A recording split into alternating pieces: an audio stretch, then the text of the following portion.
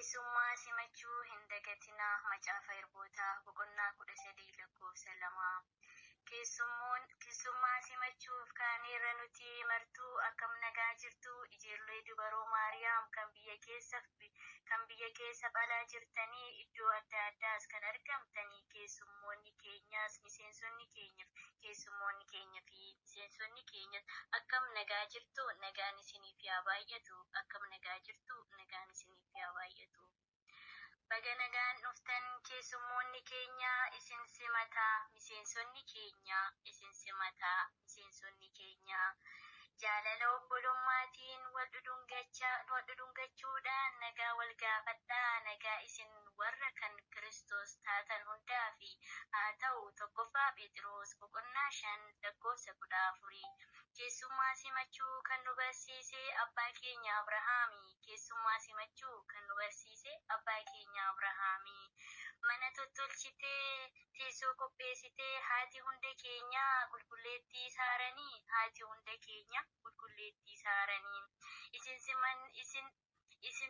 Isaanirraa baranneerra nuti kunoo keessummoota simachuuf kaanee qophoofneerra.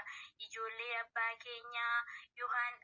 keenya qulqulluu Yohaannis Cuuphaa Sillaasee uuman keenya nu gidduutti argami. Gubaa'ee keenyas atis nuuf eebbisi.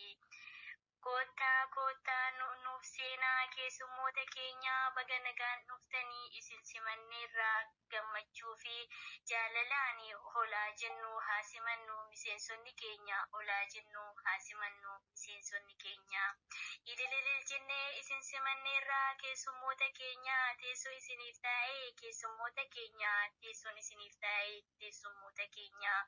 Mee haara galfadhaa keessummoonni keenya wantoota adda addaa isiniif qopheessine isinis nurraa fudhadhaa dabaree isiniif dhiyeessina. Adaraa keessummoonni keenya liftiin qabatinaa adaraa nu waliin tura haga dhuma sagantaa keenya. Rakkoon yoo jiraate kara keessan nu gaafadhaa obsaan nu eeggadhaa haga dhuma sagantaa keenya. Isin jaalannaa keessummoonni keenya waliif abboomnaa miseensonni keenya nuuf jajjabeessaa keessummoota keenya jajjabaadhaa.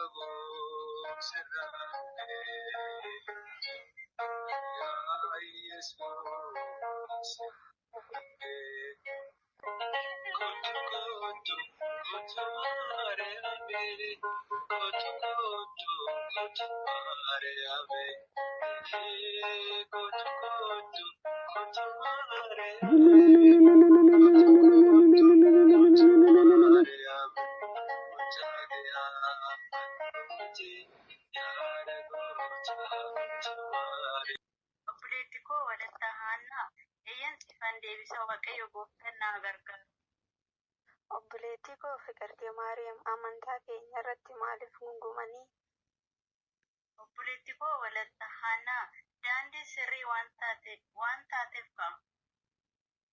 Obboleettii koo Fiqirtee Maariyaam biyya lafaarraa maaliif sanyummaadhaan wal qoodu? Obboleetti koo Walatta Haannaa, bara dhumaati.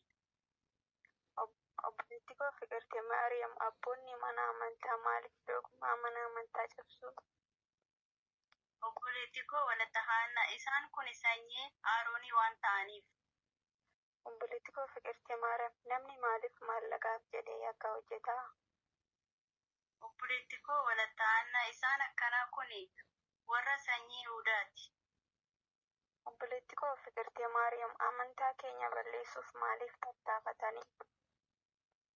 Obboleetti koo Walatta Haannaa, yaaduma namaan malee tasumaa hin baddu tawaayidoon.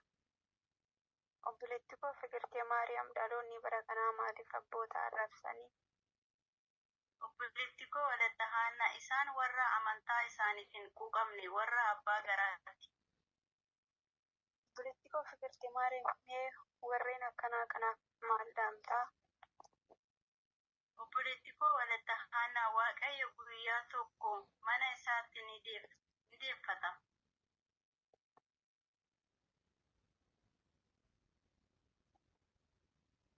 Obboleettii koo Fiqirtee Maariyaam waa'ee halluu diimaa gurraacha kana wanti koo naaf ibsime? Obboleetti koo Walatta Haannaa, halluu diimaan gurraachi adiin tokkummaa sadummaa Sillaasee ni fakkeeffamu. Mucummaa Sillaasee yoo fudhannu halluun kana morma keenya irratti nu hidhu. Obboleettii koo Fiqirtee Maariyaam diinni amantaa tawaahidoo balleessuuf maaliif dhamaanii? Obboleetti koo Walatta Haannaa, osuma shira xaxanuu ofumaan badan. Obboleettii koo Fiqirtee Maariyaam abboonni amantaa ofii isaaniif jedhanii maaliif ari'atamu? Obboleetti koo Walatta Haannaa, abboonni keenya ari'atamanii reebamanii wareegamanii amantaa keenya asiin gahanii nuuf dabarsanii kennan. Obboleettii koo Fiqirtee Maariyaam warroota tawaahidoo jibbaniif maal dhaamtaa? Obboleetti koo Walatta Haannaa, tawaahidoo balleessina jedhanii ofii badan. Obboleettii koo Fiqirtee Maariyaam mee waa'ee tawaahidoo maal jettaa? Obboleetti koo Walatta Haannaa, tawaahidoon qorumsa hedduu keessa darbitee as geessee har'as ni jiraatti. Obboleettii koo Fiqirtee Maariyaam abboonni maal jedhan waa'ee tawaahidoo? Obboleetti koo Walatta Haannaa, tawaahidoon daandii sirriidha qajeeltuudha irraa hin gorinaa jedhan. Obboleettii koo Fiqirtee Maariyaam waa'ee biyya keenya kana hoo maal jettaa? Obboleetti koo Walatta Haannaa, kadhannaan jabaannee mo'achuu qabna diina keenya. Amiin Waaqayyoof galanni haa ta'u. Jaalatamtoota maatii Waaqayyoon jaallattanii Waaqayyoos kan isin jaallate bakka kanatti walitti qabamtanii jirtan dhiiraaf shamarran beekaaf wallaalaa xiqqaaf guddaa marti obboleewwan daaqonootaa akkasumallee obboleewwan faarfattootaa lafee mana kiristaanaa kan isiniin jedhamu akkasumallee obboleewwan tajaajilamtoota bakka kana jalatti argamtan martuu nagaa Waaqayyoon isin gaafadha. Nagaa Waaqayyoon akkam jirtu? Akkam yoo nageessanii? Ameen. Nageenyi jaalalli Waaqaa bakka